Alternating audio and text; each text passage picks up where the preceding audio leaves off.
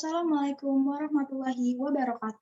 Perkenalkan, nama saya Lutfi Quratul Aini Nur Sodik dari kelas Bela Negara dan Wimayai NIM 114210101 dari Lingkungan 2020. Pada kesempatan kali ini, saya akan mempresentasikan mengenai konflik Blok Ambalat. Apa itu Ambalat? Ambalat merupakan blok laut seluas 15.235 km persegi yang terletak di Laut Sulawesi atau Selat Makassar, dekat perpanjangan perbatasan antara Sabah Malaysia dengan Kalimantan Timur Indonesia. Berikut peta mengenai Ambalat terletak pada nomor 13, seperti pada gambar yang sudah saya presentasikan. Blok Ambalat menjadi objek sengketa yang berkepanjangan antara Indonesia dengan Malaysia. Sumber sengketa bukan hanya tentang kepemilikan wilayah suatu negara saja, tetapi mengandung minyak dan gas yang bisa dimanfaatkan secara maksimal dan bertahan hingga 30 tahun ke depan. Dasar hukum klaim. Yang pertama, dasar hukum Malaysia. Malaysia mengklaim sebagai negara kepulauan, lalu berdasarkan keputusan akhir International Court of Justice atau ICJ nomor 102 tanggal 17 Desember 2002 mendapat hak pengelolaan atas Pulau Sipadan dengan gigitan. Indonesia tidak meminta Mahkamah Internasional atas garis perbatasan sebagai titik ganti. Maka dari itu, Malaysia mulai berani memperluas wilayahnya. Lalu dasar hukum Indonesia. Menggunakan Konvensi Hukum PBB Laut atau UNCLOS tahun 1992 sebagai pedoman perundingan, Indonesia berhasil memperjuangkan konsep kepulauan dan diakui internasional. Indonesia juga mempunyai hak yang berdaulat atas kekayaan alam dasar laut dan tanah di bawah sampai 200 mil. Kelanjutan alamiah dari Kalimantan Timur karena batuan dasarnya adalah masih lempeng benua pembentuk Kalimantan. Lalu Indonesia sudah lama melakukan eksploitasi dan eksplorasi sejak dahulu, bahkan Malaysia pun tidak protes sedikit pun. Proses klaim yang diajukan Malaysia yang pertama, Malaysia menggunakan peta wilayah Malaysia secara unilateral, memasukkan wilayah Ambalat. Yang kedua, Malaysia menggunakan batas laut 12 mil laut sekitar Ambalat, padahal jarak dari Pulau Sipadan dengan likitan saja sudah sejauh 70 mil. Lalu Malaysia mengklaim timur Kalimantan Timur itu menjadi miliknya dan menyebut wilayah Ambalat sebagai blok XYZ berdasarkan peta yang dibuatnya pada tahun 1979. Selanjutnya, Malaysia belum siap melakukan dialog dengan Indonesia pada bulan Juli 2004. Karena sedang melakukan survei di titik dasar dari peta 1979. Lalu pada tahun 1961, Indonesia mulai memberikan konsesi eksplorasi kepada berbagai perusahaan minyak, dan sampai sekarang konsesi tersebut masih terus berjalan. Ambalat masuk ke dalam garis dasar Indonesia yang sudah ditemukan dalam UUD nomor 4 tahun 1960, yang kemudian diakui dalam Konvensi Hukum Laut 1982. Indonesia berhasil memperjuangkan hukum negara kepulauan hingga diakui internasional.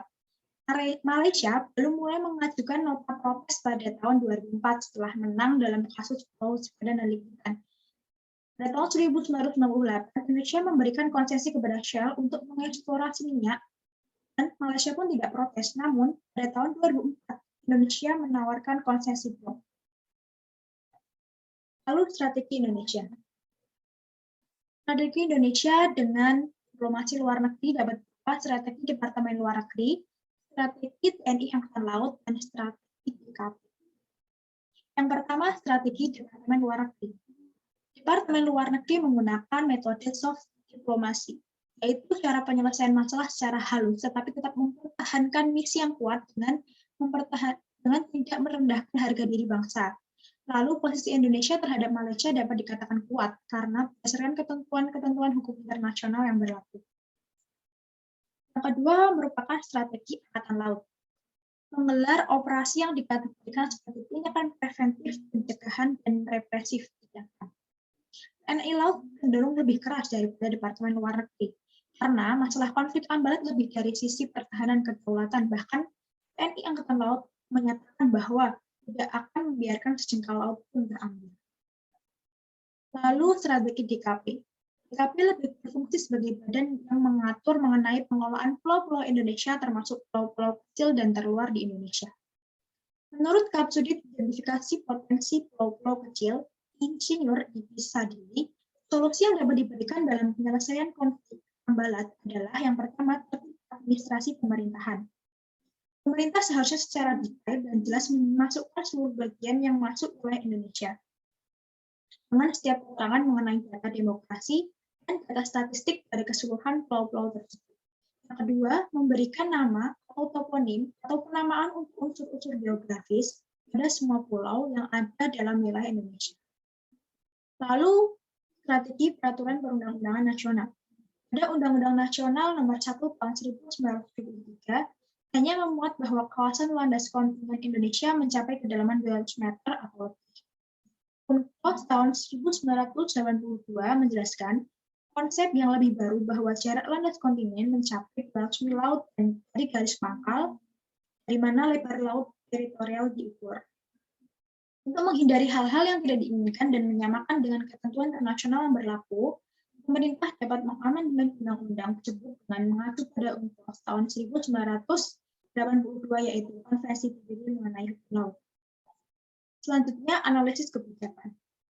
Pemerintah Indonesia sebelum terjadi konflik ambalat memang dapat dikategorikan masih belum optimal dan belum tepat sasaran. Apabila Indonesia sejak dahulu lebih memperhatikan masalah perbatasan Indonesia, mungkin kejadian konflik ambalat tidak baru terjadi. Saat ini, pemerintah Indonesia yang mencakup instansi-instansi terkait berkoordinasi bersama, membuat kebijakan yang terkait untuk menyelesaikan konflik ambalat dan untuk mencegah konflik yang sama tidak terulang.